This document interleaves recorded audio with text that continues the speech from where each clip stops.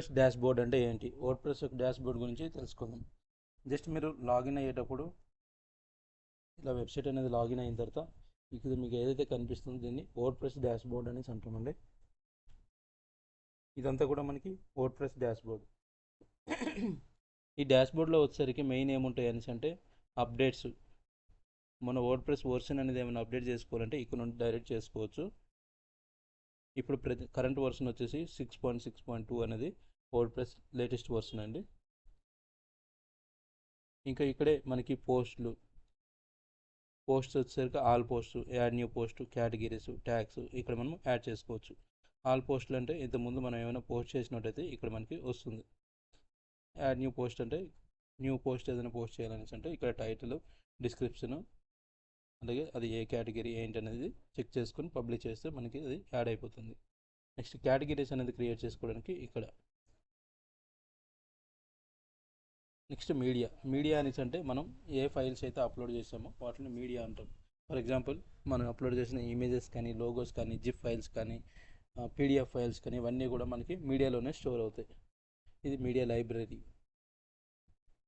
ఇక్కడ add media అనేసి అంటే ఇక్కడ మనకి ఏదైనా అప్లోడ్ చేసుకోవడానికి ఆప్షన్ అనేది వస్తుంది.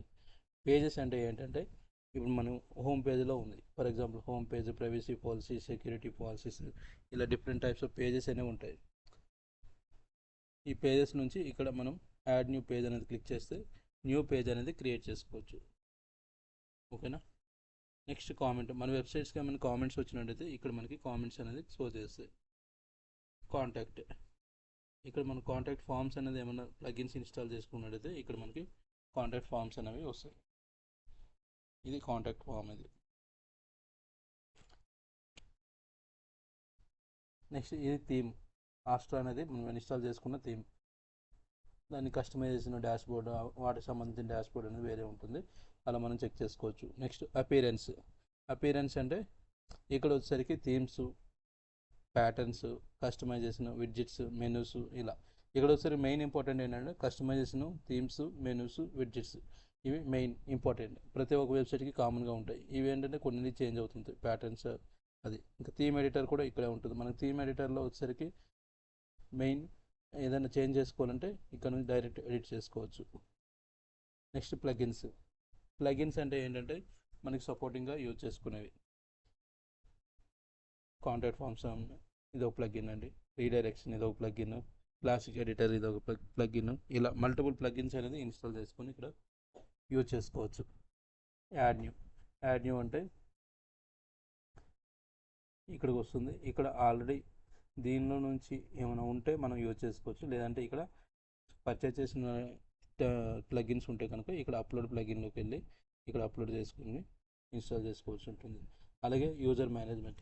యూజర్స్కి వచ్చేసరికి మనకి ఎంతమంది యూజర్స్ ఉన్నారు, ఓన్లీ అడ్మిన్ కాబట్టి ఇక్కడ అడ్మిన్ మాత్రమే చూపిస్తుంది. ఒకవేళ యూజర్ ఎవరినైనా యాడ్ చేయాలని అంటే ఇక్కడ యాడ్ న్యూ యూజర్ పైన క్లిక్ చేసి ఇక్కడ రిక్వైర్డ్ ఫీల్డ్స్ అనేది ఇచ్చినట్టయితే మనకి అంతా కూడా క్రియేట్ చేసుకోవచ్చు. నెక్స్ట్ మన ప్రొఫైల్లో ఏముందనేది చెక్ చేసుకోవడానికి అది యూజ్ చేస్తాం. నెక్స్ట్ టూల్స్ వచ్చేసరికి ఇంపోర్ట్స్ అండ్ ఎక్స్పోర్ట్స్ అనేది వెబ్సైట్ యొక్క మెయిన్ టూల్స్ యూజ్ చేస్తాము. సైట్ హెల్త్ అనేది ఎలా ఉందనేది చెక్ చేసుకుంటాం. ఇదేంటంటే ప్లగిన్ డబ్ల్యూపీ మైగ్రేషన్ అనేది మన కంటెంట్ అనేది ఒకవేళ వేరే వెబ్సైట్లో మూవ్ చేయాలని సరే డైరెక్ట్ ఇక్కడ నుంచి మూవ్ చేసుకోవచ్చు. నెక్స్ట్ సెట్టింగ్స్లోకి వచ్చేసరికి ఇక్కడ ఏమున్నాయి అనేది ఒకసారి చెక్ చేసుకోండి. ఈ సెట్టింగ్స్లోకి వచ్చేసరికి రైటింగ్, రీడైరెక్షన్, డిస్కషన్, మీడియా, పర్మాలింక్స్ ఇలా ఉంటాయి. ఇక్కడ మీరు టైం సెట్ చేసుకోవచ్చు. సైట్ టైటిల్ ఇవన్నీ చేంజ్ చేసుకోవచ్చు. వెబ్సైట్ యూఆర్ఎల్ అనేది చేంజ్ చేసుకోవచ్చు. ఇలా టైం, రైటింగ్. ఇక్కడ మీరు డిఫాల్ట్గా బ్లాగ్ కావాలంటే బ్లాగు, లేదా ఏదైనా పేజ్ కావాలంటే పేజ్, ఇలా మీరు ఏదైనా సరే సెట్ చేసుకోవచ్చు. రీడైరెక్షన్ మనకి డిఫాల్ట్గా హోమ్ పేజ్కి రీడైరెక్ట్ అనేది అవుతుంది. ఇక్కడ మనకి ఎన్ని పోస్టులు కనిపించాలనేది ఇక్కడ చూపిస్తుంది. మనం ఏమంత చెక్ చేయము, అవసరం ఉండదు అంతగా. మీడియా కూడా అంత ఏం అవసరం ఉండదు. సైజెస్ ఇవన్నీ కూడా ఇక్కడ వస్తాయి. పర్మానెన్స్ అనేది ఇది ఇంపార్టెంట్. మనకి ఏం కావాలనేది ఇక్కడ చెక్ చేసుకుంటాం. ప్లెయిన్ కావాలంటే ప్లెయిన్, డే అంటే నేమ్ కావాలంటే నేమ్, ఇలా మనకి యూఆర్ఎల్ అనేది వస్తుంది. ఇక్కడ పోస్ట్ నేమ్, డైరెక్ట్ మనకి పోస్ట్ నేమ్ అనేది వస్తుంది. పోస్ట్ నేమ్ అనేది ప్రజెంట్ సెట్ చేసుకున్నాం. ఒకవేళ కస్టమైజ్డ్ కావాలంటే ఫస్ట్ కేటగిరీస్, తర్వాత పోస్ట్ నేమ్స్ ఇలా రావాలన్నా కూడా మనకు వస్తుంది, చేంజ్ చేసుకోవచ్చు. ఇక్కడ మనకు ఓన్లీ పోస్ట్ నేమ్ కాబట్టి పోస్ట్ నేమ్ అనేది చేంజ్ చేస్తున్నాం. నెక్స్ట్ సేవ్ చేంజెస్ అంటే సేవ్ అయిపోతుంది. ఇదండి వర్డ్ప్రెస్ డాష్బోర్డ్. మీకు ఈ వీడియో నచ్చినట్టయితే లైక్ చేయండి, షేర్ చేయండి, సబ్స్క్రైబ్ చేయండి. మీకు ఏమైనా డౌట్స్ ఉన్నట్టయితే కామెంట్ చేయండి. ఓకేనా?